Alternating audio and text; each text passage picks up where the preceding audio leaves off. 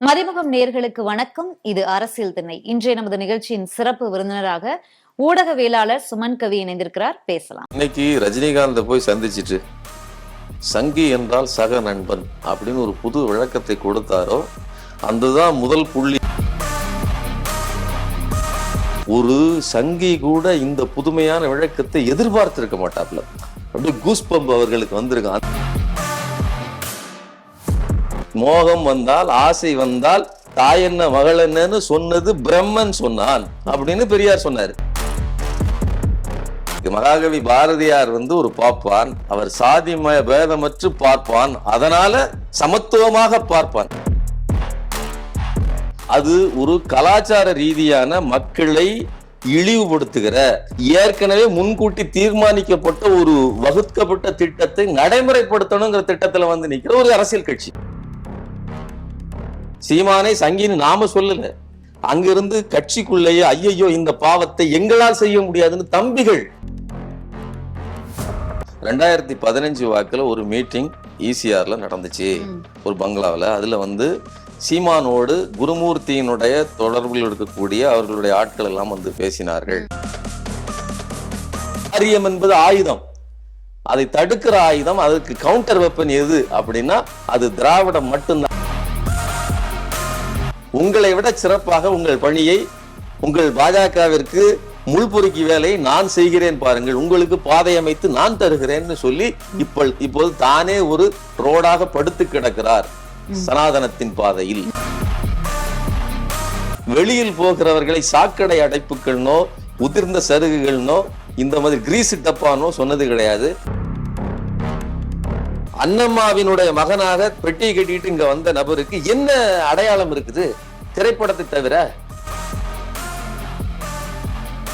விஜய்க்கு ரசிகர்கள் உண்டு, எல்லா கட்சியிலும் தான் உண்டு. அதிமுக உண்டு, திமுக உண்டு, எல்லா கட்சியிலும் இருக்காங்க. அவர்கள் எல்லோரையும் இவருக்கு ஓட்டு போடுவாங்களா விஜய்க்கு? அது இல்ல கேள்வி. கட்சியை பார்த்து, கொள்கையை பார்த்து ஓட்டு போட்டவர்கள் இங்க ரெண்டு கட்சியுமே போட மாட்டாங்க. தமிழ் தேசியம் ஒரு சொல்லுவது என்பது சுத்த ரத்தம் தேழுகிற ஒரு அயோக்கியத்தனம். இந்த தமிழ் நிலப்பரப்புக்கு, தமிழ் மக்களுக்கு எது சரியான திசையை கொண்டு சேர்க்கிறதோ, அவர்களுடைய வாழ்க்கைக்கு, சமூக நீதிக்கு, அவர்களுடைய முன்னேற்றத்திற்கு, கல்விக்கு, பொருளாதார வளர்ச்சிக்கு எது வேலை செய்கிறதோ அதுதான் தமிழ் தேசியம். இந்த ரீஜனல் பகுதி மக்களுக்கு நன்மை செய்கிற எந்த கட்சியோ அதுதான் தமிழ் தேசிய கட்சி. இட்லி, சாம்பார், பிரியாணி, பாயாசம் எல்லாம் நிறைந்த ஒரு கலவையாக இருக்கக்கூடிய ஒரு தட்டு அப்படின்னு தான் நான் அதை பார்க்கிறேன். சீமானுக்கு என்ன பிரச்சனைன்னா, நான் எதிர்த்தாக நிக்கிறது திமுகவா இருந்தா நான் பேசிடுவேன். மக்கள் எல்லாம் நிக்கிறாங்க இஷ்யூல. ஆனால் பட்டவர்த்தனமாக அவர் அந்த சைடு தான் நிற்கிறார், பாஜகவுக்கு ஆதரவாகத்தான் நிற்கிறார். அதற்கு பேச முடியாத ஒரு நிலையில் இன்னைக்கு இருக்கிறார் அப்படின்னு தான் நம்ம பார்க்க வேண்டியிருக்கு. முதல்ல புனிதம் என்பதே கறி சாப்பிடுவது புனிதம் இல்லைன்னு சொல்லுவதே எவ்வளவு பெரிய அயக்கத்தனம்.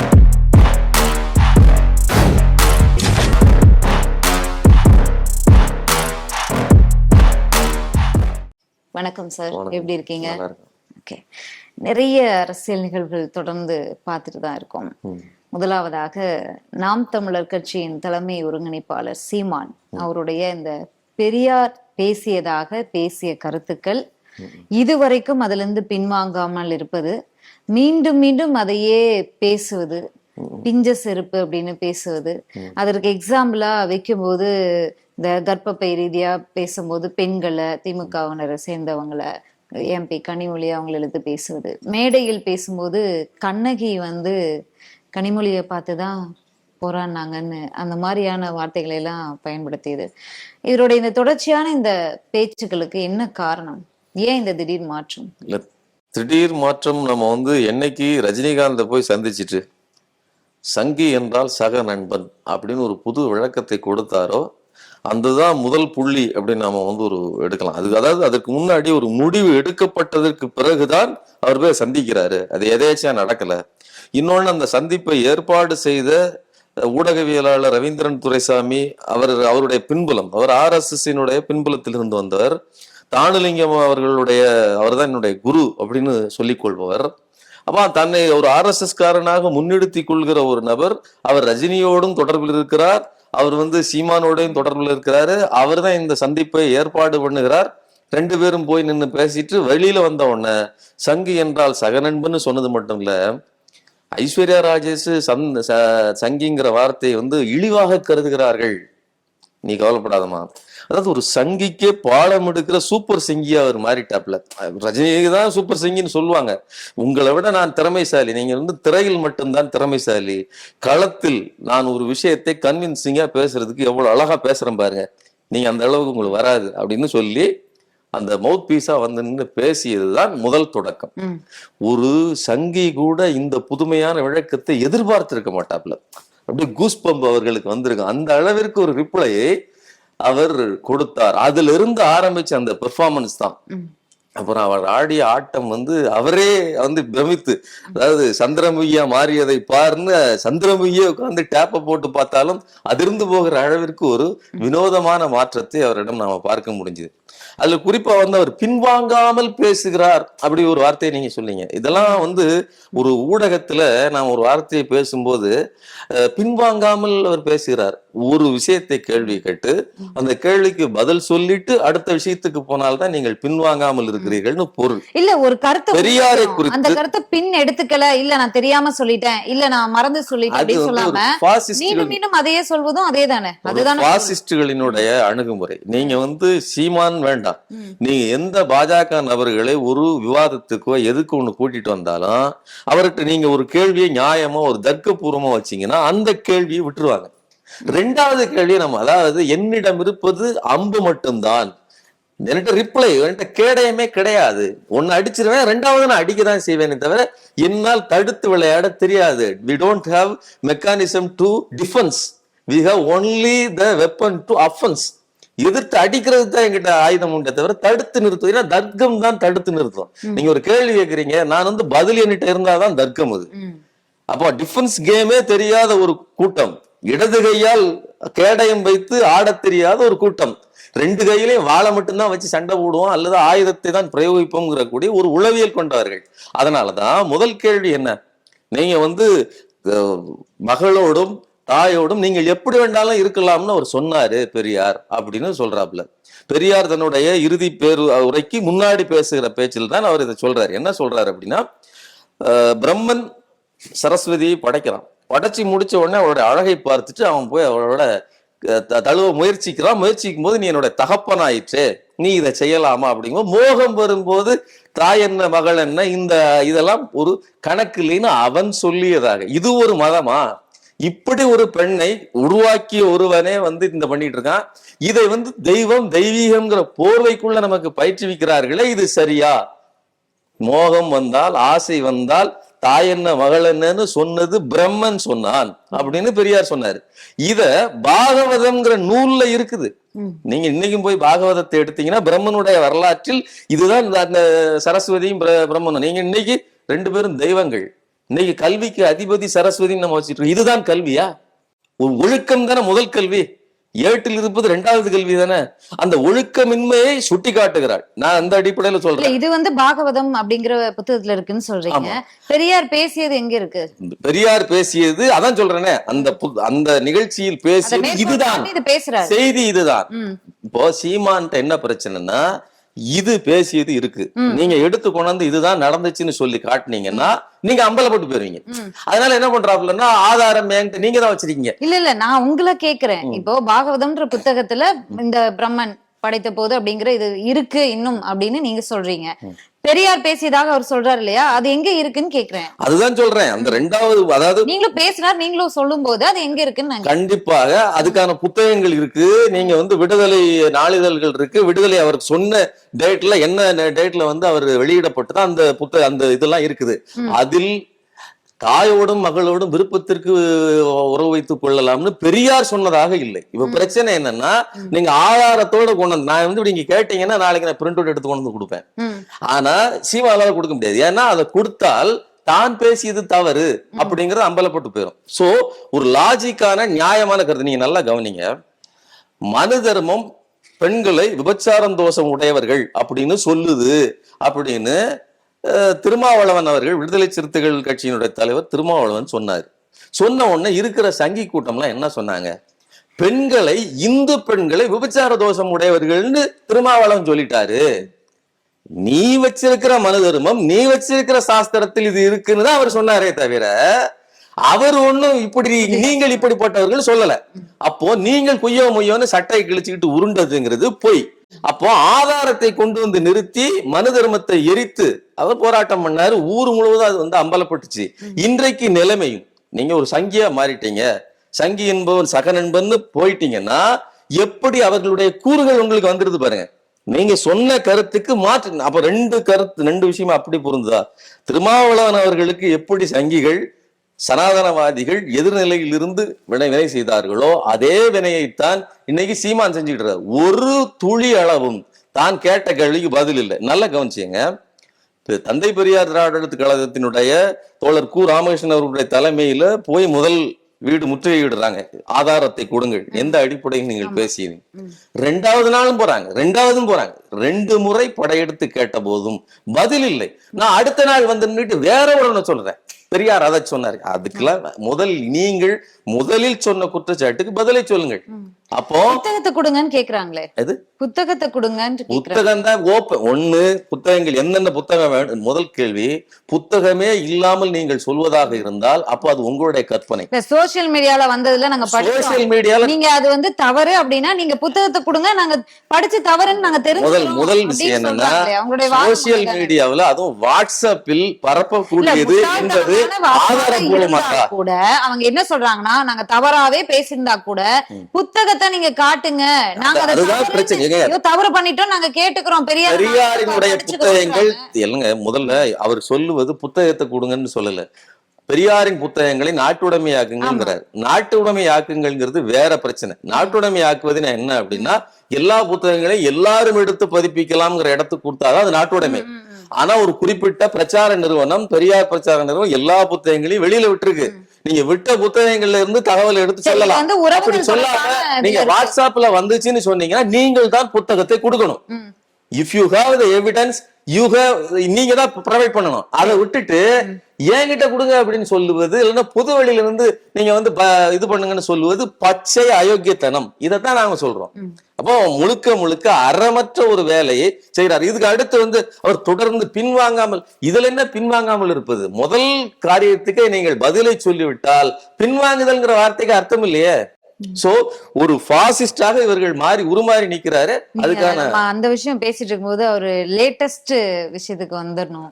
பார்ப்பான் அப்படிங்கிறதுக்கு ஒரு டெபினிஷன் கொடுத்திருக்காரு, அத பாத்தீங்களா? ஆமா ஆமா ஆமா. நம்ம இன்னும் அங்க இருக்கோம், சங்கில இருக்கோம். அவர் அடுத்த இதுக்கே வந்துட்டாரு. அவரு மகாகவி பாரதியார் வந்து ஒரு பார்ப்பான், அவர் சாதி பேதமற்று பார்ப்பான், அதனால சமத்துவமாக பார்ப்பான். நான் என்ன கேள்வி கேட்கிறேன், பாப்பான் சமத்துவமாக பாப்பான். முதல்ல சொன்னேன் இல்லையா, சங்கிங்கிற வார்த்தைக்கு இப்படி ஒரு அர்த்தம் இருக்குங்கிறத ஒரு சங்கியால் கூட சொல்ல முடியாது. அதே மாதிரி பாப்பான்ங்கிற வார்த்தைக்கு இப்படி ஒரு அர்த்தம் இருக்குங்கிறத பார்ப்பனர்கள் கூட யோசித்தே கனவிலும் கூட யோசித்து பார்த்திருக்கு. இப்படி ஒரு அர்த்தம் இருக்குமா? இப்படி தெரிஞ்சிருந்தா நாமே நோக்கம் தான் இல்ல. அதுதான் என்ன அப்படின்னா, முதல்ல சங்கிங்கிற வார்த்தையை நியூட்ரல் பண்றது அதோட சாதாரணமானது. அவர்கள் எல்லாரும் சகஜமானவர்கள். பாஜகவினரை ஏத்துக்கல, அவங்களை ஒரு இடத்துல கூட வெற்றி பெற செய்ய மாட்டாங்க, அதற்காக இவர் உழைக்கிறாருங்கிறதா பாஜகவினருங்கிறது. அது எல்லோரையும் போல ஒரு கட்சிக்காரர்களாக, எல்லாரையும் போல ஒரு கட்சியாக இருந்தால் அந்த கட்சியை எதிர்க்க வேண்டிய அவசியமே கிடையாது. அது ஒரு கலாச்சார ரீதியான மக்களை இழிவுபடுத்துகிற, ஏற்கனவே முன்கூட்டி தீர்மானிக்கப்பட்ட ஒரு வகுக்கப்பட்ட திட்டத்தை நடைமுறைப்படுத்தணுங்கிற திட்டத்துல வந்து நிக்கிற ஒரு அரசியல் கட்சி. அரசியல் கட்சி அதுக்கு ஒரு டூல் தானே தவிர அரசியல் கட்சியாக வேண்டும்ங்கிறது திட்டம் கிடையாது. அவங்களுக்கு வந்து இறுதி இலக்கு வந்து எங்களுடைய அகண்ட பாரத கனவு. அதுக்கு ஒரு கட்சி வேணுமா? அகண்ட பாரதம்ங்கிறது ஒற்றை தேசமாக இருக்கிற பட்சத்தில் சாதிக்க முடியும். ஆட்சியிலும் அதிகாரத்திலும். அப்போ இந்த களத்தில் நாங்கள் இந்த வேடத்தில் வருகிறோம். எங்களுக்கு கட்சிங்கிறது பிரதானமானது அல்ல. இதுதான் வந்து சனாதன RSS பார்ப்பனிய சித்தாந்தம். அதுக்கு இந்த களம் இங்க ஜனநாயகம்னு ஒண்ணு வச்சிருக்கீங்க. இங்க நீங்கள் ஓட்டு போட்டு தான் நாங்கள் வர வேண்டியிருக்கு. நாங்களே வருவதற்கான காலம் ஒன்று இருந்தது. மன்னர் வருவார், அவர் ஆர்டர் போடுவார். நான் சொல்வதே சட்டம், நான் சொல்வதே சாசனம், என் வாயிலிருந்து வர்றதெல்லாம் நீதினு ஒரு காலம் இருந்தது. இன்னைக்கு அப்படி இல்லை. அரசியல் சாசனம்னு ஒண்ணு இருக்கு. நீங்க உன்ன வார்த்தையை பேசிட்டு அதுல இல்ல அப்படின்னு சொன்னா அந்த கேள்வி கேட்கப்படும் சாதாரண நபர்கள் இருந்து கூட. அப்போ இந்த இடத்துக்கு அவர்கள் எடுத்துட்டு போறதுக்கு முயல்வாங்க. அதுதான் செஞ்சுக்கிட்டு இருக்காங்க. இன்னைக்கு நடந்து கொண்டிருப்பது மற்ற கட்சிகளை போல் நாங்களும் ஒரு கட்சி, வாக்குகளை பெற்று எங்களால் ஆன நன்மைகளை செய்வோம், எங்களால் ஆனதை சம்பாதித்துக் கொள்வோம், அப்படி கூட அவங்க வரல. எங்களுடைய வகுக்கப்பட்ட சித்தாந்தத்தை இங்க கொண்டு வந்து நிறுவுவதற்கு ஒரு மீடியமா தான் இதை பயன்படுத்துறாங்க. அப்ப அந்த அடிப்படையில பார்க்கும்போது இந்த பாஜகவை ஒருபோதும் இன்னைக்கு மக்கள் இன்னைக்கு அது ஐயோ அப்படின்னு வெறுக்கிறது இல்ல. இந்த சித்தாந்தத்துக்கு எதிரானவர்கள், அரசியல் கட்சிக்கு இல்ல, ஏதோ பாஜகங்கிற கட்சிக்கு இல்ல, இவர்களுடைய பிலாசபி இருக்கு இல்லையா, நீ மேல இருந்து பிறந்த நீ கீழே பிறந்த அப்படின்னு மனிதனை மேல் கீழ்னு அடுக்கக்கூடிய இந்த சித்தாந்தத்துக்கே எதிரான உளவியல் தமிழ்நாட்டில் இருக்குது. அது வாக்குகளாக பிரதிபலிக்குதே தவிர மற்றபடி இவர்கள் இந்த நான் என்ன சொல்றேன், பாஜக அப்படிங்கிறது வெறும் சொல் தானேங்க. அந்த கட்சி வேற சித்தாந்தத்தை கொண்டு வந்துன்னு சொன்னீங்கன்னா இது இந்த அளவிற்கு எதிர்க்கப்படாது. சோ முழுக்க முழுக்க அந்த இப்ப இன்னைக்கு சீமான் அதை ஆதரிக்க போய் இப்ப என்ன நடந்துட்டு இருக்கு, சீமானை சங்கின்னு நாம சொல்லல, அங்கிருந்து கட்சிக்குள்ளேயே ஐயோ இந்த பாவத்தை எங்களால் செய்ய முடியாதுன்னு தம்பிகள் சீமானை ஆதரிக்க கூடியவர்கள், இது கிட்டத்தட்ட சொந்த இனத்தவர்களை தாங்களே கொல்லுகிற ஒரு வேலை இல்லையா. செங்கிஸ்கான் படையெடுத்து வர்றாருன்னு சொன்னோன்னே பெர்சிய அரசர்கள் தங்களுடைய மனைவிகளை கொண்டார்களாம், ஏன்னா அவர்கள் உங்களை கொன்றுவாங்கன்னு. அந்த மாதிரியான சொந்த இனத்தை அறுத்து தள்ளுகிற ஒரு வேலையை நீங்கள் செய்கிறீர்கள். அவன் இக்கட்டுல செஞ்சான், நீங்க திட்டம் போட்டு செஞ்சிட்டு இருக்கீங்க இல்லையா. அப்போ இப்படிப்பட்ட ஒரு நெருக்கடியில் நாங்கள் இருக்க முடியாது. நாங்கள் வளர்த்தெடுத்தது சீமானை ஒரு மாற்று அரசியலுக்காக. இது ஒரு ஏமாற்றுங்கிறது அவங்க புரிஞ்சுக்கிட்டு இருக்காங்க. ஓகே, நாம் இது என்னைக்கு இவர் வந்து பெரியாருக்கு எதிராக இது போல பேச ஆரம்பிச்சாரோ அன்றிலிருந்து அதற்கு முன்பாகவும் நாம் தமிழர் கட்சியில அது ஒரு கார்ப்பரேட் கம்பெனி போல செயல்படுது, அரசு அதாவது வெற்றியை நோக்கியே கட்சி வந்து போவதற்கான வழியே இல்ல, கட்சியில குழுக்களோ இல்ல அந்த கட்சி நடைமுறைப்படி ஒரு அரசியல் கட்சி எப்படி இருக்கணுமோ அந்த செயல் திட்டங்கள் எதுவுமே கட்சியில் இல்லைன்னு பலர் வெளியில வந்திருக்காங்க இவருடைய செயல்பாடுகளை பார்த்து. ஆனா பெரியார்னு பேச ஆரம்பிச்சோன்னா அப்படியே கொத்து கொத்தா வெளியில வராங்களே. முக்கிய பொறுப்புல இருந்த ஜெகதீச பாண்டியன் அவர்கள் கூட வெளியில வருவதற்கு முன்பாக என்ன சொன்னார் அப்படின்னா, பெரியார் தொடர்பாக சீமான் பேசியது அவருடைய தனிப்பட்ட கருத்தை தவிர நாம் தமிழர் கட்சியின் கருத்து இல்லைன்னு ஒரு பதிவை போட்டிருந்தார். அதுக்கப்புறம் தான் ஒரு 4-5 நாட்கள் கழிச்சு அவர் கட்சியில இருந்து விலகுவதாக அவரே வெளியில வந்துட்டார். அப்போ பெரியார் பத்தி பேசணும்னே அங்க பிளவு ஏற்படும் போது சீமானுடைய இப்போதைய கருத்து என்ன அப்படின்னா, விஜய் எப்படி அம்பேத்கரையும் பெரியாரையும் ஒரே இதுல வைக்கிறார், எப்படி தமிழ் தேசியத்தையும் திராவிடத்தையும் ஒரே இதுல வைக்க முடியும், முட்டாளா அப்படிங்கிற கேள்விகளை முன்வைக்கிறார். அப்போ நாம் தமிழர்ல இருக்கக்கூடியவங்களே இதை ஏத்துக்கல அப்படிங்கறதான. அதாவது சிபிச்சந்தர் அவர் தன்னுடைய முகநூல் பதிவுல ஒன்று போட்டிருந்தார். என்னன்னா 2015 வாக்குல ஒரு மீட்டிங் ஈசிஆர்ல நடந்துச்சு ஒரு பங்களாவில். அதுல சீமானோடு குருமூர்த்தியினுடைய தொடர்பில் இருக்கக்கூடிய அவர்களுடைய ஆட்கள் எல்லாம் பேசினார்கள். அதாவது பெரியாரை ஆதரித்து கொண்டு ஒரு நடனம் ஆட வேண்டும், மக்கள் ஏற்றுக்கொள்வது போல் நடக்க வேண்டும், பிறகு படிப்படியாக நாம் பெரியாரை எதிர்நிலைப்படுத்த வேண்டும், பிறகு படிப்படியாக நாம் இந்த அரசியலை பாஜகவுக்கான அரசியலாக கொண்டு வர வேண்டும்னு ஒரு திட்டம் அன்று வகுக்கப்பட்டதுன்னு இப்ப சொல்றாப்ல. இப்ப இப்படி திட்டத்தோடு தான் நடந்ததா அப்படிங்கிறது நமக்கு தெரியாது. அது இவர் சொல்றாரு, அதுக்கு விளக்கம் அவர்கள் தான் சொல்லணும். ஆனா கீழே இருக்கக்கூடிய நமக்கோ அல்லது மற்ற தம்பிகளுக்கோ ஒவ்வொருத்தருக்கும் ஒரு அபிப்பிராயம் இருக்கு. இவர் ஆடுகிற நடனத்தை பார்த்து இந்த ஸ்டெப் எங்க போய் நிக்கும்னு தான் நாம சொன்னமே தவிர இவருக்கு இந்த திட்டம் இருக்குன்னு நாம முன்கூட்டியே அசரீரியில் சொல்ல கேட்டு நாம வரல. ஆனா தம்பிகள் கூட இருந்தவங்க. அப்போ எந்த திசைக்கு போய்கிட்டு இருக்குங்கிறத கிட்டையே பார்க்க முடியும். தம்பிகள்னு சொல்லி நெருக்கமாக தலைமை பொறுப்பில் இருப்பவர்கள். அப்போ இவ்வளவு நாள் ஏதோ ஒரு சமரசம், இந்த திராவிட கட்சிகள் தமிழினத்துக்கு முழுமையான தீர்வை கொடுக்கவில்லை. அவர்கள் ஏதோ ஒன்று கற்பனையா ஒன்னை எதிர்பார்த்தாங்க, அது கிடைக்கல. அதை கொடுப்பதற்கான சரியான ஒரு நபர் சீமான் தான் அப்படின்னு அவர்கள் நம்பினார்கள். ஒரு கட்டத்துக்கு மேல் அது கிடைக்காதுன்னு தெரிந்த போதும் இவ்வளவு நாள் நம்பிட்டா வேற வழி இல்லைன்னு பல்ல கடிச்சிட்டு கூட உட்கார்ந்து இருக்க முடியும். ஆனால் இன்னைக்கு நாங்க ஏற்கனவே பெரியார் அப்படிங்கிற அந்த தலைவரால் இவ்வளவு தூரம் வளர்ந்திருக்கிறோம். நீங்க திமுக அதிமுக 2 திராவிட கட்சிகள் இதோட சேர்ந்து நீங்க அது ஆட்சி பொறுப்புல அது வந்திருக்குது. இதை விட ஒரு மாற்றத்தை நீங்க கொடுக்கணுங்கிறதுக்காக தான் உங்ககிட்ட வந்தோம்.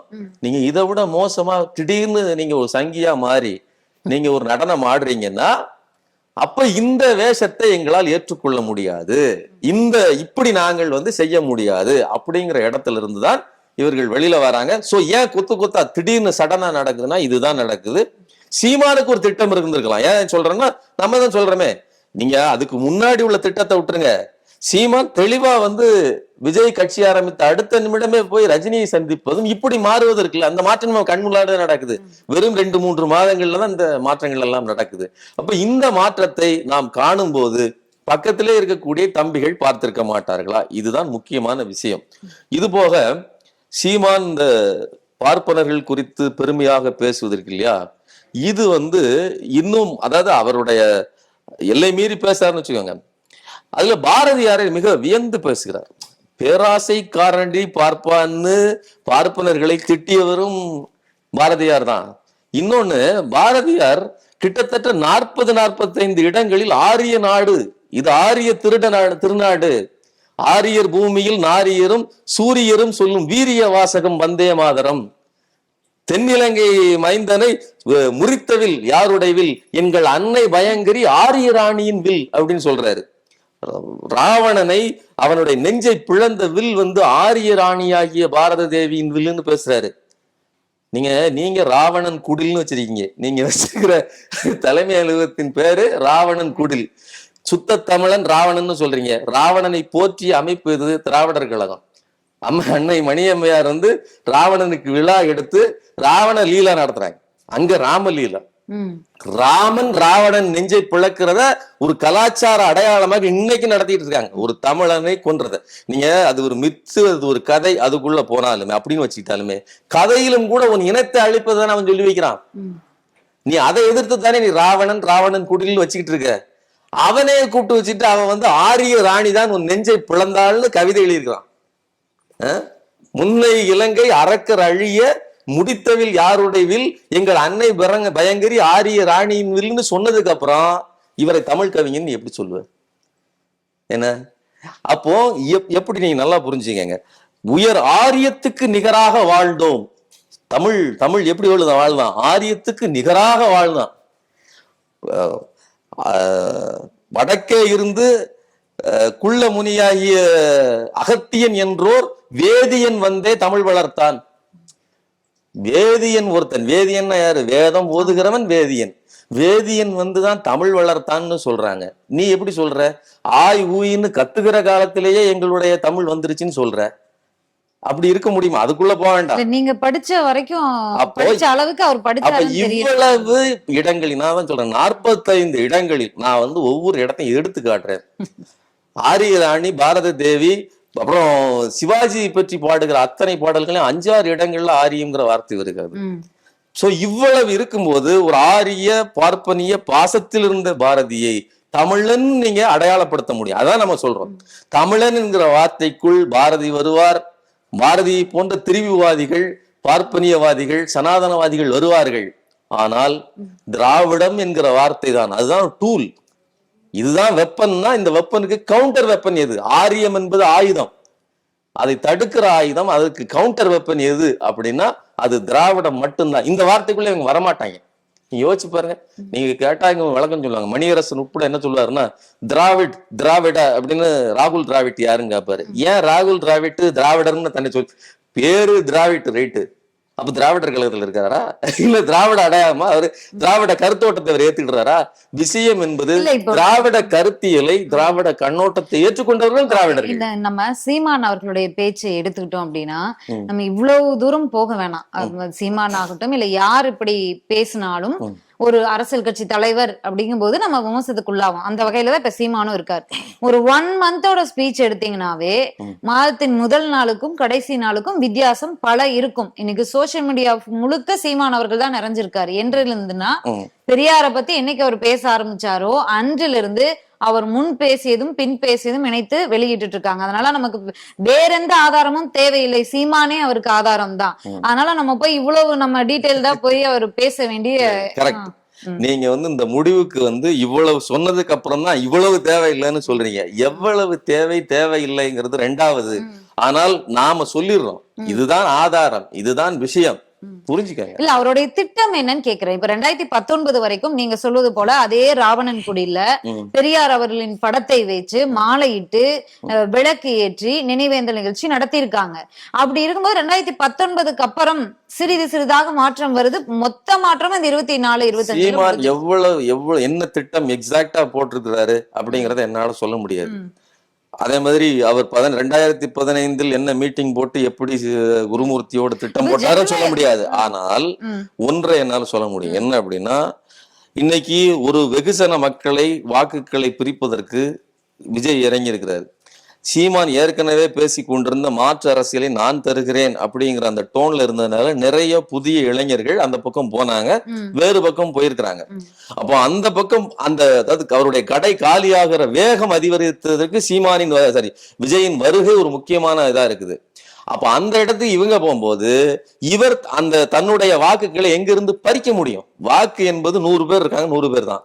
உங்க கையில இருக்கிற 20 பேர்ல 10 பேர் இன்னொரு பக்கம் போனா நான் இன்னொருத்தர் பர்சல இருந்து ஒரு 10 அடித்தால்தான் உண்டு. அப்படி இவர் அடிக்கணும்னு முடிவு பண்ணது பாஜகவின் வாக்குகளை. உங்களை விட சிறப்பாக உங்கள் பணியை, உங்கள் பாஜகவிற்கு முள்பொறுக்கி வேலையை நான் செய்கிறேன் பாருங்கள், உங்களுக்கு பாதை அமைத்து நான் தருகிறேன்னு சொல்லி இப்போது தானே ஒரு ரோடாக படுத்து கிடக்கிறார் சனாதனத்தின் பாதையில். அவர் கட்சி அழிந்து விடுமே. அவருக்கு அதை பத்தி கட்சின்னு ஒண்ணு இருந்தா தானே. நீங்க முதல்ல சொன்னீங்களே ஒரு விமர்சனம் இருக்கு, அவர் கட்சியே நடத்தல, கார்பரேட் கம்பெனி நடத்துறாரு. கார்பரேட் கம்பெனி கூட கிடையாது. கார்பரேட் கம்பெனிங்கிறது ஒரு போர்ட் ஆஃப் டைரக்டர்ஸ், பல பேர் சேர்ந்து முடிவு இருக்கிற ஒரு கூட்டமைப்பு, மேல அதுக்கு மேல ஒரு சீஃப் செக்ரட்டரி எல்லாமே இருப்பாங்க. இங்க அப்படி கிடையாது. அண்ணன் ஒருவரே சிந்தனை, அண்ணன் ஒருவரே செயல். அங்க செயலும் சிந்தனையும் ஒன்றுதான், பேசுவது மட்டும் இல்ல. அவரை நம்பி இருக்கக்கூடிய தம்பிகளின் நிலை என்ன? நம்பி இருக்கிற தம்பிகள் முந்தைய தம்பிகளின் நிலையை பார்த்து புரிந்து கொள்ள வேண்டும்.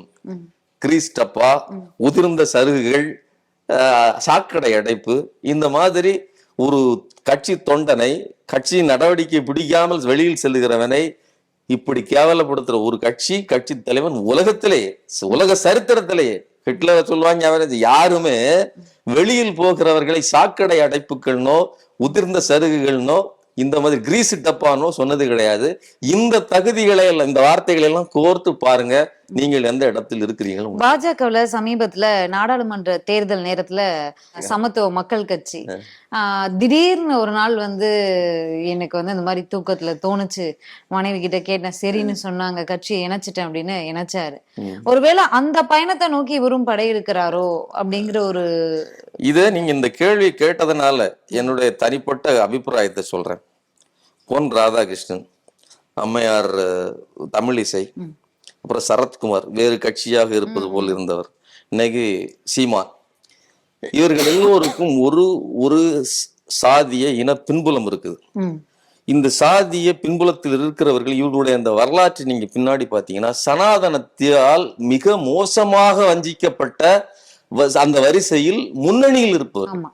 நீங்க இப்படிப்பட்ட ஒடுக்குமுறையை சந்தித்து விட்டு இவ்வளவு பெரிய தாக்குதலை நீங்க கமுதி கோயில் நுழைவு போராட்டம் நடந்தப்ப என்ன நடந்துச்சு? நீங்க பிரிவு கவுன்சில் வரலும் போய் செருப்படி வாங்கிட்டு, அதாவது அசிங்கப்பட்டு 8000 ரூபாய் நீங்கள் தண்டம் கட்டிட்டு தீட்டு கழித்தார்கள். உங்க காசை வாங்கியே நீங்க பட்டது தொட்டது ட்ரீட் சொல்லி கழி விடுவதற்கு 8000 ரூபாய் ஃபைன் போட்டான். இப்படிப்பட்ட வரலாறு கொண்ட ஒரு இனம். நீங்க அதுல இருந்து வெளியில வந்துட்டு இப்படி சனாதனத்தை தூக்கி பிடிக்கிறீங்கன்னு சொன்னா இந்த மக்கள் புரிந்து கொள்ள வேண்டும். இதைத்தான் நாம சொல்ல விரும்புறோம். நீங்க திடீர்னு ஒன் ஃபைண்ட் சரத்குமார் சேர்ந்துட்டாங்கன்னா அதான் என்னன்னா, அந்த சமூகத்திலிருந்து நிறைய வியாபாரிகள் வந்திருக்கிறார்கள். இப்படி தன்னையே வெற்றி கொள்கிற வியாபாரிகளை நான் இப்படி மேல்மட்டத்தில் பார்க்கிறேன். தமிழக வெற்றி கழகம் அப்படின்னு கட்சி அறிவிப்பு வந்த பிறகு நம்ம செய்தியாளர்கள் எல்லார் இடத்துலயும் கேள்வி கேட்கும்போது எல்லாரும் சொன்னதான் சீமானும் சொன்னாரு. எல்லாருக்கும் உரிமை உண்டு, தம்பி வரட்டும், வரவேற்கிறோம் அப்படின்னு சொன்னாரு. இதே சீமான் அவர்கள் இதற்கு முன்பாக, அதற்கு ஒரு 10-20 வருடம் முன்பாக கேள்வி முன் வச்சப்போ, நீங்க ரஜினிகாந்தை எப்படி விரட்டி அடிக்கிறீங்களோ அது போல இதுக்கப்புறம் சினிமால இருந்து எவனும் வரக்கூடாது அப்படின்னு சொல்லியிருந்தாரு. இது இருந்தாலும் அந்த மாற்றம், சரி என்னடா அது அன்னைக்கு அப்படி சொன்னாரு இன்னைக்கு அப்படி சொன்னாருன்னு செய்தியாளர்களும் குழம்பிதான் போனாங்க. அப்படி வரவேற்றாரு, தம்பி வரவேற்ப, தம்பிக்கு தோல் கொடுப்ப, தம்பியை பார்த்து பயப்படுது திமுக, மாநாட்டுக்கு ஏன் எல்லாம் கொடுக்க மாட்டேங்கிறேன்னு போராடி இருந்தவர் அந்த கொள்கையை அறிவிச்ச பிறகு சடனா அந்த லாரி அப்படி இப்படின்னு நிறைய வார்த்தைகளை விட்டாரு. ஏன் இந்த சேஞ்ச்? இல்ல கொள்கை அந்த கேள்வியும் இருக்கு இதுலயே. புதிதாக கட்சி தொடங்கிய விஜய் அவர்கள் சீமான் அதற்கு முன்பாக பலமுறை சந்திச்சு டிஸ்கஸ் பண்ணிருக்காங்கன்றதெல்லாம் அவர் சொன்னார். அதற்கு பிறகுதான் சீமான் அவர்களும் சொன்னாரு, சீமான் கட்சியை சேர்ந்தவங்களும் சொன்னாங்க. அவரே ஏன் சீமான் அவர்களோடு சேர்ந்து பயணிக்கணும்னு விரும்பலன்னு நீங்க நினைக்கிறீங்க? உங்களுடைய கருத்து. இல்ல, முதல் விஷயம் என்னன்னா, ரெண்டாவது கேள்விக்கு முதல்ல பதில் சொல்லிடுறேன். என்னன்னா, விஜயை பொறுத்தவரையிலும் எனக்கு ஒரு இளவட்டங்களின் புதிய வாக்காளர்களின் ஓட்டுகள் எனக்கு வரப்போகுது. இளைஞர்கள், இளைஞர்கள், அதாவது ஒரு டெஸ்ட், ஒரு புதுசா எதையாவது பரீட்சித்து பார்க்க வேண்டும். இந்த சமூகத்தை புதுசா அணுகுகிறவர்கள், ஓட்டு போடுவதால் இந்த ஒரு மாற்றத்தை தலைகளா நிகழ்த்திட முடியும்னு நினைக்கக்கூடியவர்கள் இருக்காங்களா, அவங்கள்ட்ட தான் இவங்களுடைய டார்கெட். அவங்கள வெறும் ரசிகர்கள் கூட சொல்ல வேண்டியதில்லை, அவர்களுக்கு நம்ம அவ்வளவு அண்டர் எஸ்டிமேட் பண்ணல.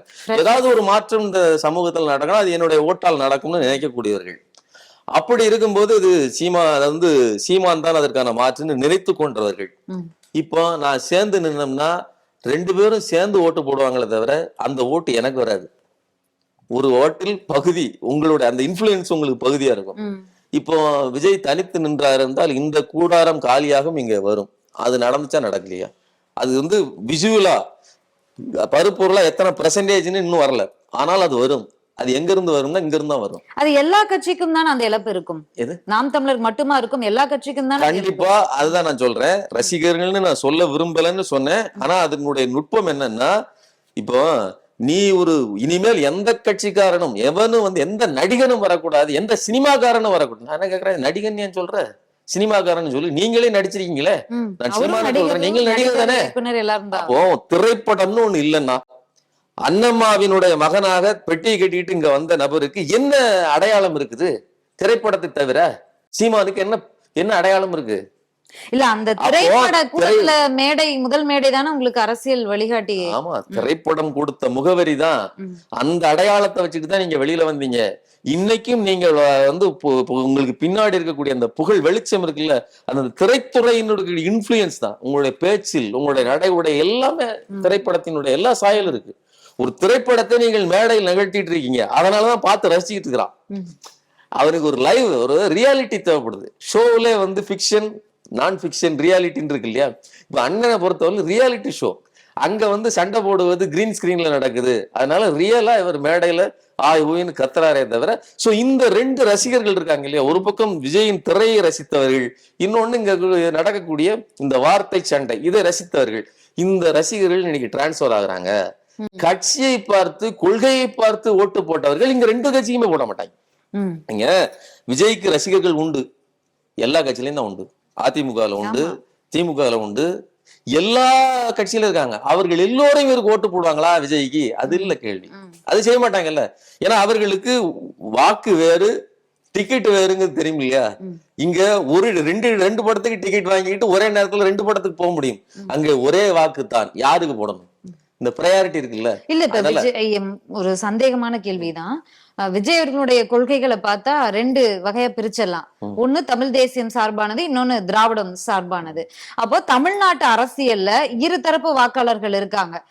முத்தரப்புன்னு வச்சுக்கலாம், ஆனா அவங்களும் இதுல அடங்குவாங்கன்றதுனால பாஜகவால இப்போ வரைக்கும் உள்ள வர முடியல. ஒரு பெரும்பான்மையான வெற்றி வாய்ப்பை ஒரு 4-5 தொகுதிகள் கூட பெற முடியல. அப்படிங்கிறதுக்கான காரணம் ஒண்ணு நாம் தமிழர், அதாவது தமிழ் தேசியம், இன்னொன்னு திராவிடம்.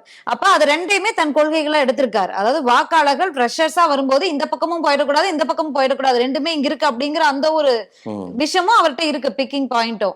அப்படிங்கும் போது அவருக்கு இன்னும் யங்ஸ்டர்ஸோட முதல் வாக்காளர்களோட இதெல்லாம் அதிகரிக்கத்தான வாய்ப்பு இருக்கு. யாருக்கு? விஜய் அவர்களுக்கு. அதுதான் இப்போ விஜய் தனித்து நிற்பதன் நோக்கத்தை நான் சொன்னேன். இல்ல, எல்லாருமே விஜய் தனித்து நிற்பதனுடைய பொருள் என்பது, தனித்து நிற்பதுன்னா சீமானோடு சேராமல் நிற்பது. அவர் வேற யாரோட சேர்றாருங்கிறது 2வது.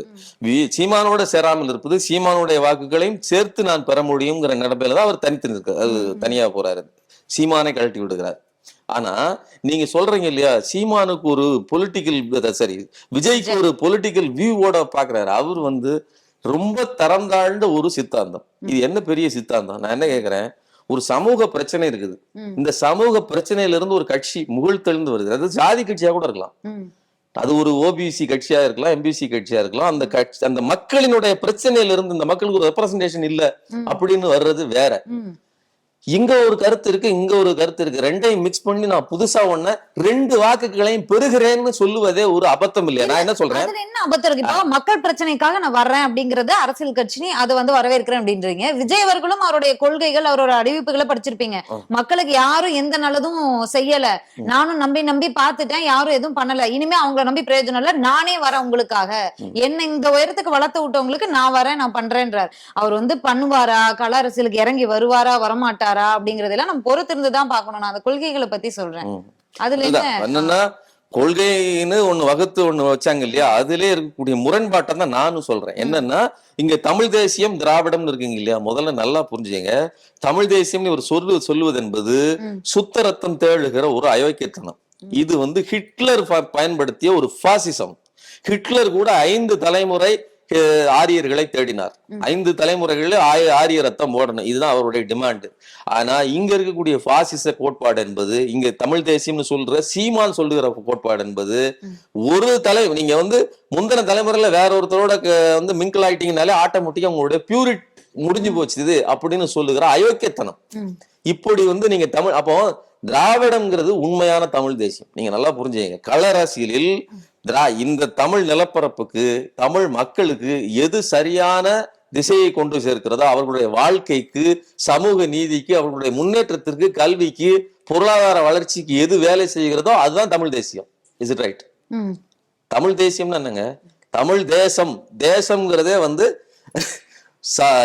கம்யூனிஸ்டுகளினுடைய கட்டமைப்பு. அவர்கள் தான் வந்து தேசத்தை வரையறுக்கிறார்கள், மொழி வழி தேசியம் எல்லாம். இந்த மொழி வழி தேசியத்தில் இருக்கக்கூடிய இந்த ரீஜனல் பகுதி மக்களுக்கு நன்மை செய்கிற எந்த கட்சியோ அதுதான் தமிழ் தேசிய கட்சி. அப்படி இருப்பது திராவிடம் மட்டும்தான். அப்ப உண்மையான தமிழ் தேசியம் இடதுசாரி, பெரியாரின் இடதுசாரி தமிழ் தேசியம்னு ஒரு வார்த்தையை வச்சாங்க. ஏன்னா இது ஒரு வலதுசாரி சித்தாந்தம். நாங்கள் ரத்தத்தால் தூய்மையானவர்கள், நாங்கள் ரத்தத்தால் இந்த கலப்பு, அது உங்களால் பேணி காக்கவே முடியாது. 1 மணி நேரத்தில் ஒரு கம்பெனில வேலைக்கு போனீங்கன்னா அந்த பையனும் பொண்ணு லவ் பண்ணாங்கன்னா முடிஞ்சு போச்சு. இது இன்னும் கூடுதலா என்ன ஆகுதுன்னா அகமண முறையை நிர்பந்திக்கிற ஒரு அயோக்கியத்தனம். இது எப்படின்னா, நீங்க கருவாப்சிக்குள்ள போங்க, ஆட்டோமேட்டிக்கா ஜாதி அமைப்புக்குள் இவர்கள் பேசுவது மீண்டும் மீண்டும் குடிவெளி தேசியம். இது தமிழ் தேசியமே கிடையாது. அப்போ உண்மையான தமிழ் தேசியம்ங்கிற சித்தாந்தம் இங்க இருக்கும்போது நான் 2ஐயும் மிங்கிள் பண்றேன் அப்படின்னு சொல்லுவதே, அவர்கள் மொழியில் சொல்வதா இருந்தா கருவாட்டு சாம்பார் வைக்கிறேன்னு சொல்றாங்க. சரி, இது சீமானோ மணியரசனோ சொல்லிய வார்த்தை தான். ஆனால் நாங்கள் என்ன சொல்றோம் அப்படின்னா, இந்த மாதிரி நீங்க ஒரு கலப்பது என்பது வாக்குக்காக, உங்களுக்கு கொள்கையெல்லாம் கிடையாது. நீங்க, நான் சொல்றேன், விஜய்க்கு என்ன கொள்கை கோட்பாடு இருக்கு? எழுதி கொடுத்தா, இதெல்லாம் கொடுத்தாங்க, 2ஐயும் மிக்ஸ் பண்ணி போட்டேன், கலர் வந்துச்சுன்னு சொல்றீங்க. யாரு எழுதி கொடுக்காம படிக்கிறாங்க, மேடையில பேசுறாங்க அப்படின்னு பார்த்தோம்னா குறைவுதான். அதனால நம்ம அதையெல்லாம் வந்து இப்போ இல்ல எழுதி கொடுப்பது, நான் சொல்றேன், அரசியலுக்கு வரவேற்பீங்களா மாட்டீங்களா? அதாவது எழுதி வைத்து பேசுவது தவறு நான் சொல்லல. பிலாசபியே, சித்தாந்தத்தையே வரையறுப்பதற்கு நீங்க ஒரு எழுத்தாளரையோ அல்லது ஒரு குறிப்பிட்ட 4-5 பேரையோ நம்ப கூடாது. சித்தாந்தம் என்பது உங்கள் கட்சி கோட்பாடு. நீங்க வச்சிருக்கிறது 2 மிக்ஸ் பண்ற ஒரு வேலை. பிரியாணியையும், அது நான் அதை வந்து கொச்சையா சொல்றதா இருந்தா, ஒரு இட்லி, சாம்பார், பிரியாணி, பாயாசம் எல்லாம் நிறைந்த ஒரு கலவையாக இருக்கக்கூடிய ஒரு தட்டு அப்படின்னு தான் நான் அதை பாக்குறேன். சீமான் அவர்களை பத்தி பேசிட்டு இருக்கும்போது, திமுக வந்து ஒரு முருகன் மாநாடு நடத்துச்சு. அப்ப அவர் பேசினாரு, நான் தான் வந்து தமிழ் கடவுள் முருகர் அப்படின்னு நான் தான் முதல்ல வேலை தூக்கினேன். இவங்க வந்து இன்னைக்கு சனாதானத்துக்கு எதிராக பேசினோன்னே இவங்க வந்து ஒரு மாநாடு நடத்துறாங்க, இவங்க என்னைக்கு வந்து முருகரை கொண்டாடி இருக்காங்க அப்படின்னு கொந்தளிச்சு பேசினாரு பல பிரஸ் மீட்ல. இன்னைக்கு முருகருக்கு ஒரு பிரச்சனைன்னு வரும்போது ரொம்ப மௌனம் காத்தாரு. நேத்து தான் வந்து, அதாவது இடைத்தேர்தல்லாம் முடிஞ்சு வாக்குப்பதிவுலாம் நிறைவடைந்த பிறகு நேற்று வந்து ஒரு அறிக்கையை வெளியேற்றிருக்காரு. நம்ம எல்லாம் ஒரு தாய் வயிற்றில் பிறந்த பிள்ளைகள் தான், அமர்ந்து பேசி பிரச்சனையை தீர்த்துக்கணும் அப்படிங்கறதுதான், அதாவது சுமூகமா அப்படிதான் ஒரு அறிக்கையை வெளியிட்டிருக்காரு. மத்தபடி அது சிக்கந்தர் மலைதானோ இல்ல கந்தர் மலைதானோ இல்ல அந்த பகுதி மக்கள் ஒற்றுமையா இருக்காங்க, ஏன் இந்த அமைப்புகள் போய் பிரச்சனை பண்றாங்கன்னோ நடக்கக்கூடிய பிரச்சனையை பிராக்டிக்கலா பேசல. அதாவது சும்மா ஒரு அறிக்கையை விட்டுருக்காரு. ஏன் இந்த மௌனம்னு நினைக்கிறீங்க? அதாவது பெரியாரிஸ்டுகளோடு சண்டையிட்டு நாங்கள் சங்கி என்றால் சக நண்பன் பெரியாரிஸ்டுக்கு பதில் சொல்லும் போது ஈஸியா இருக்கும். மக்களுக்கு பதில் சொல்லணும்ல. இப்போ நீங்க திருப்பரங்குன்றம் மக்களுக்கு இந்த விஷயம் அப்படி கிடையவே கிடையாது. நாங்கள் வந்து ஒன்னாதான் இருக்கிறோம், மாமா மச்சான் சீயான்னு நாங்க ஒன்னா இருக்கிறோம். எங்களுக்குள் மதபேதம் கிடையாது, எங்களுக்குள் உறவு பேதம் கூட நாங்க நட்பா இருக்கிறோம் ஆமா. அப்படின்னு அவங்க சொல்றாங்க. நீ எங்கேயோ இருந்து ஜுனூன் சேட்டையெல்லாம் பிடிச்சி வண்டி அமர்த்தி கொண்டு வந்து வெளியில லாட்ஜில் தங்க வச்சு கூட்டு வந்திருக்கீங்க இந்துன்னு வேஷம் அதாவது இங்க இருக்கக்கூடிய இதுன்னு சொல்லி. இப்படி கூட்டத்தை காண்பிக்கிற நீங்கள் இந்த மக்களுக்கு ஒவ்வாத அரசியலை செய்றீங்க. இப்ப நடைமுறையில நீங்க மக்களோடு சந்திக்க வேண்டியது. இப்ப சீமானுக்கு என்ன பிரச்சனைன்னா, நான் வந்து எதிர்த்தாக நிக்கிறது திமுகவா இருந்தா நான் பேசிடுவேன். மக்கள் எல்லாம் நிக்கிறாங்க இஷ்யூல. அப்போ மக்களுக்கு எதிராக பதில் சொல்ல முடியாது. இன்னும் கூடுதலா என்னன்னா, சிறுபான்மையினரின் நலத்தை நடத்தி இருப்பவன்னு தன்னை காட்டிட வேண்டியிருக்குது. அப்போ ரெண்டு பக்கமா இருக்குது. அதனால மௌனம் காக்கிறார். ஆனால் பட்டவர்த்தனமாக அவர் அந்த சைடு தான் நிற்கிறார். பாஜகவுக்கு ஆதரவாகத்தான் நிற்கிறார். அதற்கு பேச முடியாத ஒரு நிலையில் இன்னைக்கு இருக்கிறார் அப்படின்னு தான் நம்ம பார்க்க வேண்டியிருக்கு. சோ கண்டிப்பாக இவர் தன்னுடைய வேஷத்தை கலைத்து நாளைக்கே அஜெண்டா மாறிச்சுன்னா பாஜகவுக்கு ஆதரவாக பேசுவதற்கு வாய்ப்பு இருக்கிறது ஒன்று. இன்னொன்னு, இந்த விஷயத்தை பொறுத்தவரையிலும் அதாவது பாஜக நடந்து கொள்வது என்பது அவர்கள் ஒரு வடநாட்டை போல இந்த ஒரு இடத்தை எடுத்து ஒரு கலவரத்தை உருவாக்கணுங்கிற திட்டத்தோடு செஞ்சுக்கிட்டு இருக்காங்க. அதுல எந்த கட்சி பலியாக போகிறது அப்படின்னு நமக்கு தெரியல. முதல்ல இத இந்து முஸ்லிம் திமுக பாஜக இப்படின்னே பார்க்காதீங்க. ஒரே ஒரு கேள்வி கேட்கிறேன். இது புனிதமான மலை, திருப்பரங்குன்ற முருகனோட மலை. முருகன் மலையில அவங்க என்ன சொல்றாங்க, அது புனிதமான இடம். அந்த இடத்தில் கறி வெட்டக்கூடாது. அதோட பொருள் என்ன? 97% இருக்கக்கூடிய பார்ப்பனர் அல்லாத இந்து மக்கள், உயர் சாதிகள் அல்லாத இந்து மக்கள் கறி சாப்பிடுகிறவங்க தான். இந்துன்னு நீங்க சொல்லுகிற அந்த பிராக்கெட்டுக்குள்ளதான் நாங்களும் இருக்கிறோம். அப்ப நீங்க என்ன சொல்றீங்கன்னா, இந்த மலை புனிதம், எது ஒன்று புனிதமோ அதுல கறி இருக்கக்கூடாதுன்னு நீங்க எப்படி சொல்ல முடியும்? இப்ப எங்களுடைய கருப்பசாமி கோயில்ல கறி உண்டு, எங்களுடைய செட்டியாபத்து கோயில்ல கறி உண்டு, எல்லா கோயிலையும் கறி சுடலைமாடன் கோயில்ல கறி பலர் இருப்பாங்க. ஆமா, அவர்களே முடிச்சு பிரியாணி சாப்பிடாம அவங்க போனதே கிடையாது. நாம என்ன சொல்றோம்னா, பிரியாணி அண்டாவை தூக்கிட்டு போனதெல்லாம் அவங்களுடைய சரித்திரம். இப்படி இருக்கும்போது இது புனிதமான இடம், அதனால இங்க கறி சாப்பிடக்கூடாதுன்னு சொல்லுவதே இஸ்லாமியர்களை இழிவுபடுத்துறது இல்ல, 97% இருக்கிற இந்துக்களை இழிவுபடுத்துவது. நீங்க இஸ்லாமியர்களை ஒரு வச்சிருக்காங்க. இன்னைக்கு தலித்துகளையோ இஸ்லாமியர்களையோ அடையாளப்படுத்துவதுன்னு ஒரு காரணம். உங்களைத்தான் அவன் சொல்றான், நாளைக்கு உங்க பக்கம் திரும்புவான், எல்லாம் முடிஞ்சிருச்சு, இப்ப நீ ஏன் கறி சாப்பிட்டுக்கிட்டு இருக்கேன்னு கேட்பானா கேட்க மாட்டானா? கண்டிப்பா. அதுதானே ஏற்கனவே ஜெயலலிதாவே பண்ணாங்களே, ஆடு கோடி தடை விதித்து. எனக்கு நல்லா ஞாபகம் இருக்குது, எங்க பெரியம்மா கோயில்ல ஆடெல்லாம் வளர்த்துட்டாங்க, வெட்டுவதற்கு போய் நிக்கும்போது அவ்வளவு போலீஸ் குவிச்சாங்க. அப்ப இந்த நிலைமைக்கு வெகு மக்களை, பார்ப்பனர் அல்லாத மக்களை, கறி சாப்பிடுகிற மக்களை நிறுத்துகிற வேலையை இவர்கள் செய்வார்கள். ஏதோ இது பாய்க்கு நடந்துகிட்டு இருக்கு அப்படின்னு நீங்க வேடிக்கை பார்த்தீங்கன்னா, நாளைக்கு இருக்கிற சங்கி புல்லா உங்க பக்கம் திரும்புவா. முதல்ல புனிதம் என்பதே கறி சாப்பிடுவது புனிதம் இல்லைன்னு சொல்லுவதே எவ்வளவு பெரிய அயக்கத்தனம். உன்னுடைய உணவு தீட்டு, இதை தின்றால் தீட்டுன்னு சொல்றாங்க. நான் இன்னும் கேவலமா சொல்றேன், மாட்டு சாணி உனக்கு புனிதம், மாட்டு மூத்திரம் உனக்கு புனிதம், மாட்டு கறி உனக்கு தீட்டா? அப்ப மாட்டுக்கறியா இருந்தாலும் சரி, ஆட்டுக்கறியா இருந்தாலும் சரி, கோழிக்கறியா இருந்தாலும் சரி, கறி தீட்டு, கழிவு புனிதம்னு சொல்லுகிற ஒரு கூட்டத்தோட நீ சேர்ந்துகிட்டு நிக்கிற. இது பாய்க்கும் உனக்குள்ள பிரச்சனை இல்ல, இது உனக்கு உள்ளேயே இருக்கிற இந்து மதத்துக்குள்ளேயே இருக்கிற சனாதன இழிவு.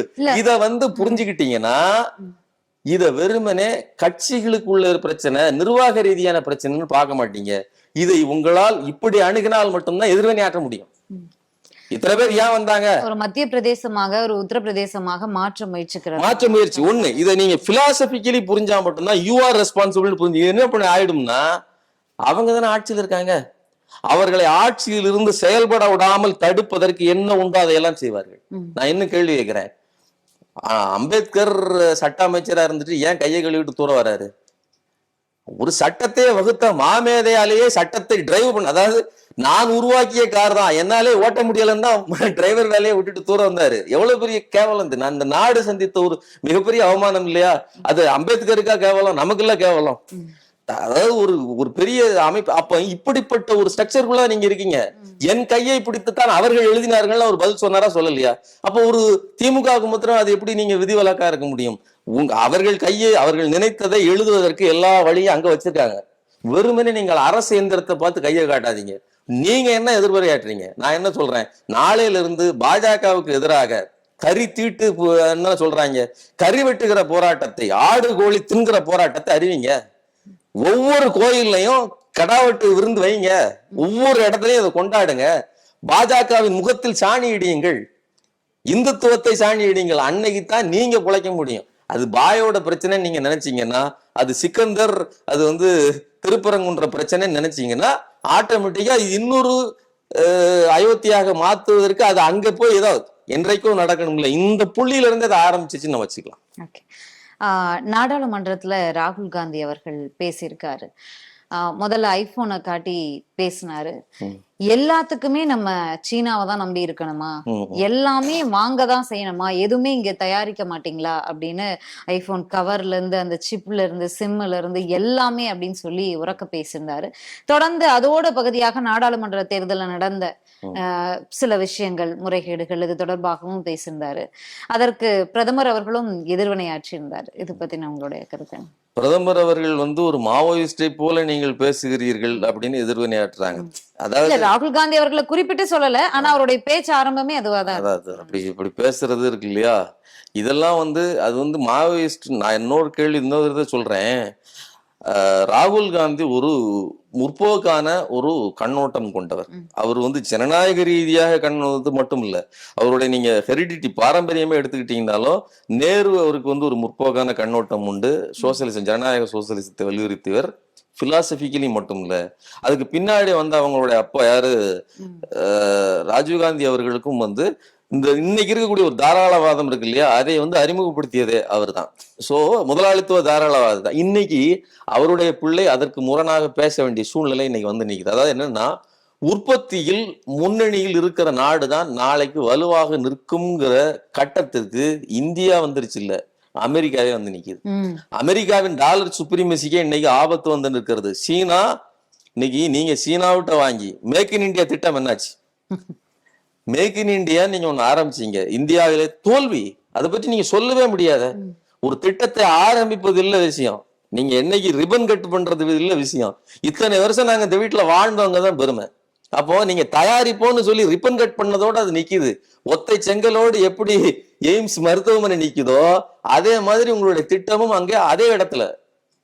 வெளிநாட்டுல இருந்து வாங்குறீங்க, இங்க ஃபிட்டிங் மட்டும் பண்றீங்க, அசம்பிளிங் மட்டும் பண்றீங்கன்னா எவ்வளவு பெரிய மோசமான நிலையில நீங்க இருக்கிறீங்க. அதுவும் குறிப்பா சீனா கிட்ட வாங்கி நீங்க அசம்பிள் பண்றீங்க. இதைத்தான் அவர் சொல்றாரு. இப்போ நீங்க அமெரிக்கா இந்த சிக்கலை இன்னைக்கு சந்தித்து கொண்டிருக்கிறது. எல்லாமே ப்ரொடக்ஷன் அங்க இருக்கு, பிராண்ட் மட்டும் தான் என்கிட்ட இருக்கு அப்படின்னா அன்னைக்கு சந்தை காணாமல் போயிருது. இன்னைக்கு நடந்துகிட்டு இருக்கே ஒரு டீப் சீக்குங்கிற ஒரு ChatGPT ஒன்ன கொண்டாந்து, அதாவது அதுக்கு எதிராக கொண்டாந்துட்டு ஒரே நாளையில லட்சக்கணக்கான கோடிகளை காணாமல் அடிச்சு வீழ்த்த முடியும்னா எவ்வளவு பெரிய ஒரு மாற்றத்தை சீனா செய்கிறது. இப்ப இதுக்கெல்லாம் எதிர்வினையா நீங்க என்ன ஆற்றுனீங்க? இந்தியா பெரிய நாடுன்னு சொல்றீங்க இல்லையா, பரப்பளவில் சீனா அளவிற்கு பெரியது. இன்னைக்கு சீனாவை விட அதிகமான மக்கள் தொகையில் பெரியது. மனித வளம் இருக்கு இல்லையா, மனிதன் ஹியூமன் ரிசோர்ஸ் இருக்கு இல்லையா, நீங்க பயன்படுத்தினீர்களா? ரிசல்ட் என்ன? அதைத்தான் கேட்கிறேன். சரிங்க, இவ்வளவு நாள் நீங்க காங்கிரஸை கை காட்டிட முடியும், 10 வருடங்களுக்கு மேல நீங்க ஆட்சி பண்ணிட்டீங்க, என்ன பருப்பொருளான மாற்றத்தை உருவாக்கினீர்கள்? இதை கேட்கிறாரு. ஒருவேளை உங்களால் மாற்ற முடியலன்னா நான் என்னுடைய கண்ணோட்டத்தில் சொல்கிறேன், ரெப்ரசன்டேஷன் பத்தி பேசியிருக்கிறாரு. சோ இதெல்லாம் அதாவது சமூகத்தில் எல்லா தரப்பு மக்களுக்கும் சமமான வாய்ப்பு கொடுக்கப்படுவது அப்படின்னு பேசுறாரு. இது ஏதோ அவருடைய கருணையில் இருந்தோ அன்பில் இருந்தோ பிறக்கல, இது ஒரு சக வாழ்வுக்கான நீதிங்க. எனக்கு நீங்கள் உரிமை கொடுத்தால்தான் இந்த அமைப்புக்குள் நீங்கள் நிம்மதியாவே இருக்க முடியும். இதுதான் பொதுவான விதி. நான் நிம்மதியா இருக்கணும்னா உங்களை நிம்மதியா வச்சிருக்கணுங்க ஒரு சகமான ஒரு பிலாசபி. அததான் அவர் பேசுறாரு. நீங்க 97% இருக்கக்கூடிய ஓபிசிகளுக்கு, SC/ST பிரதிநிதித்துவத்தை கொடுக்கவில்லை. நீங்க கொடுக்கலாம் என்ன பண்ணுவீங்க? கொயவன் ஆகுறதுக்கும் மாடு வைக்கிறதுக்கு, குலத்தொழில் செய்வதற்கும் நீங்க திட்டம் வகுப்பீர்கள். எவ்வளவு கேவலமான ஒரு விஷயம். அவர்கள் மிகப்பெரிய ஃபேக்டரியை வச்சு ஒரு நாளைக்கு லட்சக்கணக்கு டன் கணக்கில் பொருட்களை உற்பத்தி செஞ்சுக்கிட்டு இருக்கு சீனா. நீங்க மறுபடியும் மட்பாண்டத்தை காலையில இருந்து சாயங்காலம் வரலும் ஒன்ன உருட்டிக்கிட்டு இருக்கிறதுக்கு நான் சப்சிடி கொடுக்குறேன்னு சொல்றீங்களே, இது எவ்வளவு பெரிய அசிங்கம். அப்போ இந்த திசைக்கு போனீங்கன்னா கற்காலத்துக்கு தான் போய் நிப்பீங்க அப்படின்னு சொல்றாரு. அவங்க அமைச்சரவையும் நாடாளுமன்ற தேர்தலுக்கு பிறகு வெற்றிகளுக்கு பிறகு கூட்டணி கட்சிகளோடு சேர்ந்து பாஜக அமைச்சரவையில ஒரு இஸ்லாமியர் கூட இல்ல. இது முதல் முறை கிடையாது. எவ்வளவோ நிர்பந்தத்தை கொடுத்தும் அவங்களால ஒரு இஸ்லாமியர் கூட கூட்டணி கட்சியினரால கொண்டு வர முடியல அப்படிங்கிற ஒரு விஷயமும் இருக்கு. இப்போ அயோத்தி கோயில் ஆகட்டும், இல்ல இங்க திருப்பரங்குன்றம் ஆகட்டும், இல்ல எல்லாத்தையுமே நம்ம பேசிட்டு இருக்கோம். அப்புறம் அவங்களுடைய சித்தாந்தமாவே அது இருக்கு அப்படிங்கறத அதை ஏன் பெருசா எதிர்கட்சிகள் பேசல, விமர்சிக்கல, அதற்காக ஏன் நிக்கல அப்படிங்கிற ஆரம்ப புள்ளியே அங்க இருக்குல்ல. இல்ல, முதல்ல எதிர்கட்சிகள் போராடுவது எல்லாமுமே முதல்ல நம்ம கண்ணுக்கு வருகிற அளவிற்கு அவர்கள் ஊடகத்தில் வெளிவருகிறதாங்கிற கேள்வி இருக்குல்ல. எதை காட்டணும் எதை காட்டக்கூடாதுங்கிறதே முழுக்க வலதுசாரி கண்ணோட்டத்தோட போயிடுச்சு. இன்னைக்கு ஒரு கருத்தை நாம சொல்றோம்னா நல்ல கருத்தையோ சரியான கருத்தையோ கொண்டு சேர்ப்பதற்கு ஊடகம்ங்கிறதெல்லாம் மாறி அவர்களுக்கு தேவையான, அதுதான் கோடி மீடியான்னு நம்ம சொல்றோம், அது எல்லாம் அதுதான் உண்மையா நடந்துகிட்டு இருக்குது. சோ நம்ம முழுக்க முழுக்க எப்பவுமே ஆப்போனண்டா நீங்க ஏன் வேலை செய்யல அப்படின்னு கேட்கறது ஈஸி. அது யாரா இருந்தாலும் சரி, நீங்க இங்க திமுகவை எடுத்துட்டாலும் சரி, அங்கே காங்கிரஸ் எடுத்துட்டாலும் சரி, இங்க உங்களுடைய பெர்ஃபார்மன்ஸ் சரியில்லை, இது ஈஸி. ஆனா அவர்கள் எந்த அளவிற்கு முடக்குகிறார்கள் அதை நாம பரிசீலிக்கணும். மீண்டும் மீண்டும் நாம பேச வேண்டியது எப்படி முடக்குகிறார்கள். அப்போ ஜனநாயகத்தின் குரல் வலையை திட்டமிட்டு பாஜக முடக்குகிறது. உண்மையான தேவையான வாதங்களை வெளிவருவதை தடுத்து நிறுத்துகிறது. இன்னைக்கு ஒரே வரியில மாவோயிஸ்ட்னு சொல்லுவதன் மூலமாக என்ன சொல்றாருன்னா எதிர்கருத்தாளர்களை எல்லாம் ஒரு தீவிர போக்குடையவர்கள்னு சொல்லி கேட்டகரைஸ் பண்ணி மக்கள் மத்தியில் ஒரு எதிர்நிலை கண்ணோட்டத்தோட நிறுத்துறாங்க. உண்மையிலேயே எது மோசமான நடவடிக்கை? நீங்கள் மக்களுக்கு எதிராக செய்கிற ஒரு ஃபேக்டரி கிடையாது, முன்னேற்றத்துக்கான எதுவும் கிடையாது. நீங்க கோயிலை கட்டிட்டு அரசியல் பண்ணலாம்னு நினைக்கிறீங்க, மக்களை நிராகரிக்கிறாங்க. அப்பமும் கூட நீங்க மீண்டும் இந்த மதவாத கண்ணோட்டத்தோடு தான் செயல்பட்டுக்கிட்டு இருக்கீங்கிறது தான் இவர் சொல்லுகிறார். அதனால நான் என்ன சொல்றேன் அப்படின்னா, இங்க ஒரு இந்த டெக்னாலஜிக்கல் வளர்ச்சி ஒன்று நடக்க வேண்டிய தேவை இருக்கிறது. அதற்கான தகுதி, அடிப்படை தகுதி இந்த பாஜகவிற்கு இல்லவே இல்லை. அவருடைய சிந்தனை போக்கிலே கிடையாது. அதை நிகழ்த்தக்கூடிய ஒரு கட்சியாக இன்னைக்கு நம் கண்ணில் அவர்கள் தான் இருக்கிறார்கள். சிறப்பான உரையை கொடுத்திருந்தாங்க. தேவையாவும் இருக்கு இந்தியாவிற்கு. ஓகே, அப்புறம் சிறுபான்மையினர் ஒருவர் கூட இல்லை அப்படின்னு நீங்க ஒரு விஷயத்த சொன்னீங்க. அதாவது ஒரு நல்ல டெமோக்ரஸி அப்படிங்கிறது கடைசி கண்ணியில் இருக்கிறவர்களுக்கு ஒரு முக்கியத்துவத்தை கொடுப்பதுதான். அதாவது இன்னைக்கு ஒரு பேருந்து 12 அடிக்கு 12 மீட்டருக்கு ஒரு மிக நீள பேருந்து அமைக்கிறார்கள். அதை தரைதளம் வரலும் அந்த பேருந்து இறங்கி கீழே இருக்கக்கூடிய மாற்றுத்திறனாளிகளுக்கு உள்ள வழிவிட்டோம்னு அதை சொல்றாங்க. அந்த பேருந்தை அமைக்க வேண்டிய தேவை இருக்கு. என்ன இருக்கு? எத்தனை மாற்றுத்திறனாளிகள் இருக்கிறாங்க? விஷயம் அது இல்லை. கடைக்கோடியில் இருக்கிற அந்த மாற்றுத்திறனாளி கூட இந்த பேருந்துக்கு வர வேண்டும். ஒரு நாளைக்கு எத்தனை மாற்றுத்திறனாளி வருகிறார்கள்ங்கிறது 2வது கொஸ்டின். அதை உத்தரவாதப்படுத்த வேண்டியது வேற. நான் போனா இங்க ஒரு பேருந்து எனக்காக இருக்கும்னு ஒரு மாற்றுத்திறனாளி நம்பணும். அவனுக்கு ஒரு முக்கியத்துவம் இருக்கிறது. அந்த ரெப்ரசன்டேஷனை காலுள்ள ஒவ்வொருவனும் சிந்திக்கணும். சரிங்களா? மற்ற திறன்கள் வாய்த்தவர்கள் ஒவ்வொருவனும் சிந்திக்கணும். அது யாரோட ரெஸ்பான்சிபிலிட்டி? பிற புலன்கள் சரியாக இருக்கிறவர்களுடைய ரெஸ்பான்சிபிலிட்டி. தட் சேம் ப்ராசஸ் நீங்க ஒரு பெரும்பான்மையாக இருக்கிறீர்கள்னா, கடைக்கோடியில் இருக்கக்கூடிய வீக்கர் செக்ஸ் பெண்ணுன்னா பெண்ணுக்கு முன்னுரிமை, ஆதிக்கம் செலுத்துகிற நீங்கள் சமூகம்னா ஆதிக்கம் இல்லாத சமூகத்தை நீங்கள் கை தூக்கி விடு. இது உங்களுடைய ரெஸ்பான்சிபிலிட்டி. இது அம்பேத்கரும் இதைத்தான் சொல்லுகிறார். இவரு சமீபத்துல ஒரு மீட்டிங்ல பிரகாஷ் ராஜ் சொன்னார், சிறுபான்மையினருடைய பாதுகாப்பை உறுதி செய்வது, அவர்களுடைய முன்னுரிமை கொடுப்பது என்பது பெரும்பான்மையினுடைய ஒரு கடமைன்னு சொன்னாரு. ரெஸ்பான்சிபிலிட்டி, யூ ஆர் ரெஸ்பான்சிபிள்னு சொன்னாரு. இந்த கடமை உங்களுக்கு இருந்தால், ஜனநாயக கடமை இது, ஜனநாயகத்தில் மீது உங்களுக்கு நம்பிக்கை இருந்தால் இதை நீங்கள் செய்வீர்கள். அவர்களுக்கு அடிப்படையிலேயே ஜனநாயகத்தன்மையே கிடையாது. அவர்கள் ஒரு பாசிஸ்டுகள். அவர்கள்ட்ட நீங்க இந்த ஜனநாயக விளிம்பிகளை எல்லாம் எதிர்பார்க்க முடியாது. அதை மாற்றணும்னு சொன்னா கட்சிக்குள்ள மாற்றம் வேண்டாம், கட்சியே மாற்றணுங்கிறது என்னுடைய கருத்து. சரி, கடைசியா இந்த கும்ப மேளா நிகழ்ச்சி தமிழ்நாட்டுல ஒரு ஏர்போர்ஸ் நிகழ்ச்சி நடைபெற்றது. அதுல ஒரு 5 பேர் உயிரிழந்தது மிகவும் வருந்தத்தக்க நிகழ்வு தான். அது தேசிய ஊடகங்கள் வரைக்கும் பேசப்பட்டது. ஆளுங்கட்சி நோக்கி பல கேள்விகள் வைக்கப்பட்டது. நியாயமான கேள்விகள் தான். வரவேற்கிறோம். எல்லாருமே யாரா இருந்தாலும் ஒரு உயிர் கூட போகக்கூடாது அப்படிங்கறதா எல்லாருடைய நோக்கம். சமீபத்துல கும்பமேளா நடத்தப்பட்டது. அதுல பல உயிர்கள் பலியானது. இன்னும் பலர் மருத்துவமனையில் இருந்தாங்க. யாரு நிலைமை என்ன என்பது யாருக்கும் தெரியல. ஏன்னா அபிஷியலா ஒரு அறிவிப்பு இத்தனை பேர் உயிர் பலி ஆயிருக்காங்கன்னு வரல. குடியரசுத் தலைவர் உரையில கூட சில அசம்பாவிதம் நடந்தது, அதற்கு வருத்தங்கள் அப்படிங்கறத தான் பதிவு பண்ணியிருக்காங்க. இவ்வளவு நடந்தும் அதற்கு பிறகும் அதே நதிக்கரையில போய் பிரதமர் மோடி அவர்கள் நீராடுகிறார். இத எப்படி எடுத்துக்கிறது? யாருமே இத பத்தி எங்களுக்கு மக்களை பற்றி கவலையே இல்லை. எங்களுக்கு எங்களுடைய படாடோபத்தை, எங்களுடைய மத அடையாளத்தை உலகின் கண்களுக்கு காட்ட வேண்டும். நீங்க இத்தனைக்கு ஒரு நாளைக்கு 3 கோடி பேர் வந்தார்கள், 2.5 கோடி வந்தார்கள், இன்றோடு சேர்த்து 34 கோடி பேர் வந்து விட்டார்கள், இன்றோடு சேர்த்து 28 கோடி, இந்த கவுண்டிங் சொல்வதிலே இவர்கள் கவனம் இருக்கிறார்கள். நீங்க இத்தனை கோடி பேரை ஒரு இடத்துல அக்குமுலேட் பண்ணீங்கன்னா என்ன நடக்கும்? அதுதான் நடக்கும். நீங்க 30 பேர் இல்ல, நீங்க கணக்கில் வராதது ஏகப்பட்டதுன்னு சொல்லி அங்க இருக்கக்கூடிய, அதாவது உத்தரப்பிரதேசத்திலே இருக்கக்கூடிய அகிலேஷ் யாதவே சொல்றாரு, கணக்கில் இவர்கள் சொல்லவே இல்லை, இறந்தவர்கள் 30 பேர்னு சும்மா சொல்லியிருக்காங்களே தவிர சரியான தகவலே இல்லைன்னு அவர் சொல்றாரு. இதுதான் உண்மை. அப்போ 86ல 200க்கும் மேற்பட்டவர்கள் இறந்து போயிருக்காங்க அப்படிங்கிற வரலாறு எல்லாம் இருக்குது. இது எல்லாம் எல்லையற்ற நபர்கள் ஒரு இடத்தில் குவிக்கப்படும் போது மூச்சு திணறல் எல்லாமே வரும். இதனுடைய விளைவுதான் இது. அப்ப இவர்களுக்கு நோக்கம் இத்தனாயிரம் கோடி பேர் வந்திருக்காங்க, இத்தனை கோடி பேர் வந்திருக்காங்க. அதே நிகழ்வுல ஹிஸ்டரி இருந்தும் அதற்கான ஏற்பாடுகளை அந்த அளவுக்கு பண்ணல. ஏற்பாடுங்கிறது நான் என்ன சொல்றேன், ஏற்பாடு செய்தாலுமே முடியாதுங்கிறேன். நான் என்ன சொல்றேன், ஏற்பாடுங்கிறது என்னன்னா இத்தனை கோடி பேர் முதல்ல நீங்க வராம வச்சிருக்கிறதா ஏற்பாடு.